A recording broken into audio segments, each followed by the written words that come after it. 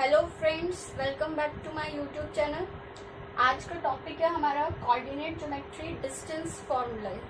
ठीक है, सबसे पहले हमें ये पता होना चाहिए कि डिस्टेंस फार्मूला हमारा कहाँ पे यूज होता है। जब भी हमें दो पॉइंट्स के बीच में डिस्टेंस निकालना होता है या दो पॉइंट्स के हमें अलग अलग कोऑर्डिनेट दिए होते हैं, उसके बीच में हमें डिस्टेंस निकालना होता है, तो हम लोग यूज करते हैं क्या, डिस्टेंस फॉर्मूला।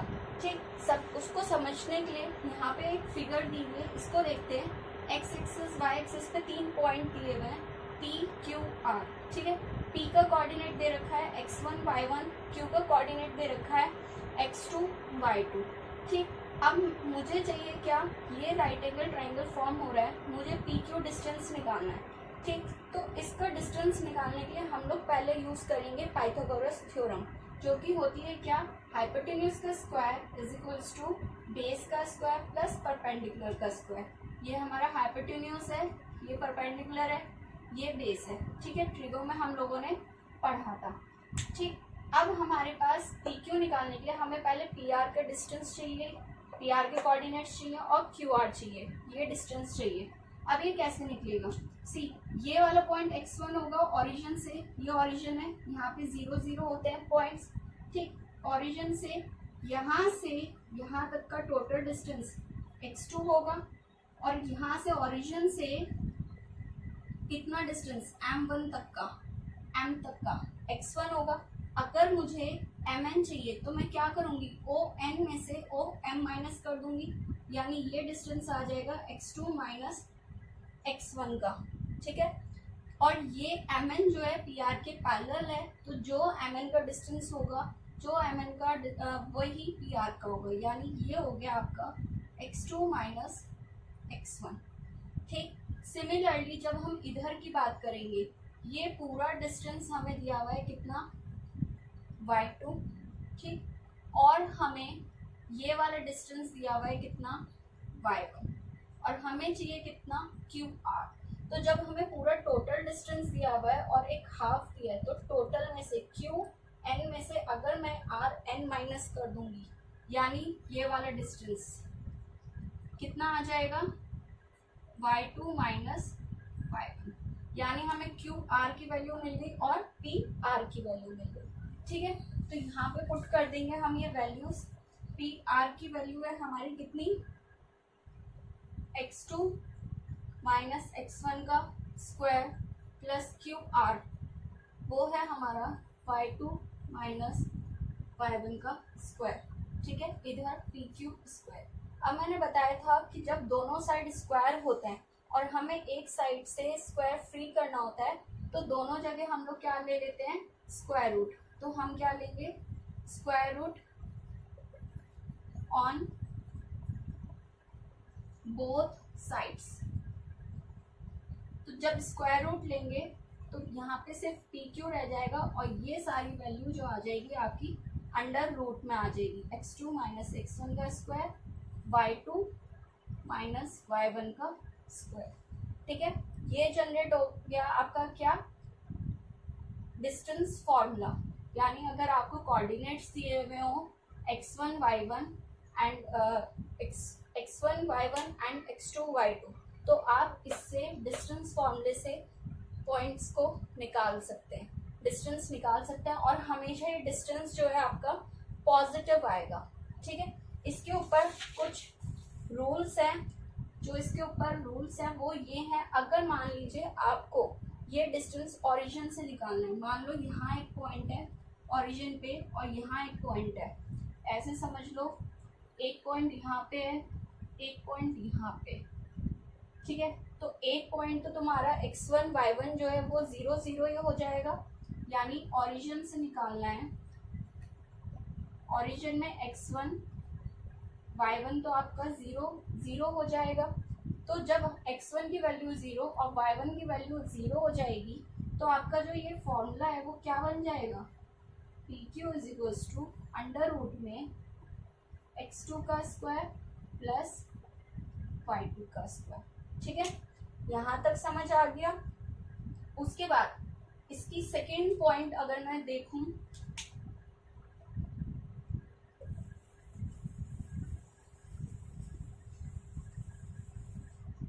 सेकेंड रिजल्ट अगर मैं देखूं यहाँ पे, अगर x1 जो है इक्वल है इसके x2 के, ठीक है, x1 जो है x2 के इक्वल है, इसका मतलब क्या हो गया कि जो लाइन है वो पैरेलल है y एक्सिस के। x1 x2 के इक्वल अगर होता है तो यहाँ पे ये टर्म तो पूरी जीरो हो जाएगी, हमारे पास क्या बचेगी, बस ये वाली टर्म बचेगी। तो PQ कितना आ जाएगा, अंडर रूट में y2 माइनस y1 का होल स्क्वायर, और स्क्वायर के ऊपर जब रूट होता है तो ये कट जाता है, और यहाँ पे PQ की वैल्यू आ जाएगी y2 माइनस y1 डायरेक्ट, ठीक है। यानी ये मॉड का साइन लगा है, मॉड का साइन इसलिए क्योंकि ये वैल्यू कभी भी नेगेटिव नहीं हो सकती। सेकेंड इसका लास्ट रिजल्ट देखते हैं, थर्ड रिजल्ट, अगर y1 इक्वल हो जाए y2 के तो आपका जो PQ होगा वो कितना आ जाएगा। अगर ये दोनों आपस में इक्वल हो गए तो ये तो वैल्यू जीरो हो जाएगी, ये वाली सिर्फ ये बचेगी, और इसके ऊपर स्क्वायर के ऊपर रूट है तो कट जाएगा, तो डायरेक्ट लिख देती हूँ मैं यहाँ पे x2 माइनस x1 आ जाएगा। यानी PQ की वैल्यू कितनी आ गई, x2 माइनस x1 आ गई। तो ये सारा जो था कॉन्सेप्ट आपका था डिस्टेंस फॉर्मूले का। देखिए अब हम लोग क्वेश्चंस करेंगे, 2 क्वेश्चन सीखेंगे आज, और वो इसी कॉन्सेप्ट पे बेस्ड है, ठीक है। सबसे पहला क्वेश्चन आपको 2 कोऑर्डिनेट दिए हैं, P कोऑर्डिनेट दिया है -57, Q कोऑर्डिनेट दिया है -1,1, ठीक। आपको सिंपल PQ डिस्टेंस निकालना है कि इन पॉइंट्स के बीच में कितना डिस्टेंस है। अगर फिगर से समझे तो सिंपल ऐसा समझ सकते हैं कि ये पॉइंट दिया है P और ये आपको दिया है Q, इनके बीच का डिस्टेंस निकालना है, ठीक है। डिस्टेंस निकालने के लिए आप क्या करेंगे, PQ को अंडर रूट में क्या फॉर्मूला होता है, x2 माइनस x1 का square plus y2 minus y1 का स्क्वायर, ठीक। ये जो आपको वैल्यू दिया है ये x1 y1 दिया है, और ये दिया है x2 y2 दिया है, ठीक। अब मैं क्या करूँगी, जो जो वैल्यूज़ मुझे दी हुई हैं वो सिंपल इस फॉर्मूले में पुट कर दूँगी, ठीक। यहाँ पे मैं वैल्यूज पुट करना स्टार्ट कर रही हूँ। कितना है, x2 की वैल्यू है -1 माइनस x1 है माइनस का 5 प्लस y2 है मेरा 1, y1 है मेरा 7, ठीक है। यहाँ पे 2 बार माइनस आया है इसलिए मैंने इसे ब्रैकेट में लिखा है। नेक्स्ट स्टेप, इसको सॉल्व करेंगे, -1 प्लस का 5 का स्क्वायर प्लस का 1 माइनस का 7 कितना रह गया, -6, और अगर इसको सॉल्व करूं तो 5 में से 1 गए, कितने बचे 4, तो मैं यहाँ पे डायरेक्ट 4 लिख देती हूँ, ठीक। तो 4 का स्क्वायर कितना होता है, 4 4 सा 16, और माइनस का जब भी स्क्वायर करेंगे, नेगेटिव टर्म का जब भी इवन पावर होगी तो वो हमेशा पॉजिटिव हो जाएगी। 6 का स्क्वायर हो गया कितना, 36, ठीक। जब इसको हम लोग सॉल्व करेंगे, ये आया अंडर रूट में 6 और 6 12, ये 52, ठीक। चाहे तो आप इसे यहाँ पे भी छोड़ सकते हैं, अदरवाइज इसे सॉल्व करेंगे तो ये आपकी वैल्यू आ जाएगी 2√13 यूनिट्स, ठीक है। ये हो गया आपका फर्स्ट क्वेश्चन। अब सेकंड क्वेश्चन देखते हैं, ये थोड़ा अलग है। इसमें बोला है find the value of y if the distance between 2 point is 10 unit and coordinates of A is 3, -1 and B is 11, y। यानी आपको अब की बार यहाँ पे 2 पॉइंट हैं A और B, इनके बीच का डिस्टेंस दे दिया है कितना, 10 यूनिट्स, ठीक।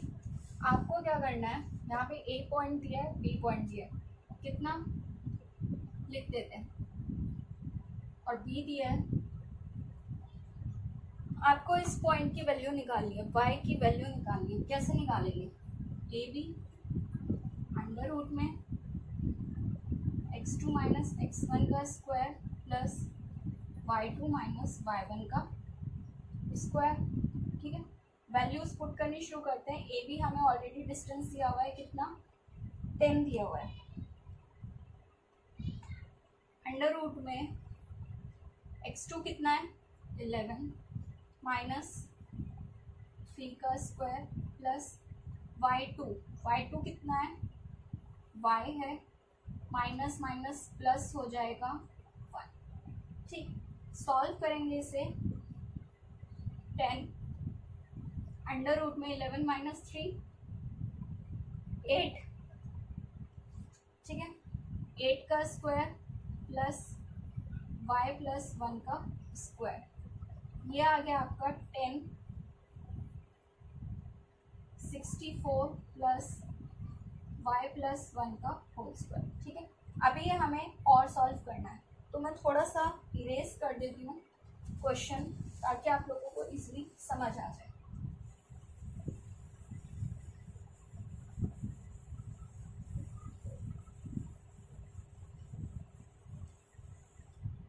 इस क्वेश्चन को मैं यहाँ पे सॉल्व कर रही हूँ। 10 is equals to under root में 64 y प्लस 1 का होल स्क्वायर, ये दिया हुआ है। अब मेरे को इसको सॉल्व करने का कोई तरीका नहीं है जब तक कि मैं ये अंडर रूट ना हटा दूँ। तो मैं क्या करूँगी, लिखूँगी स्क्वायरिंग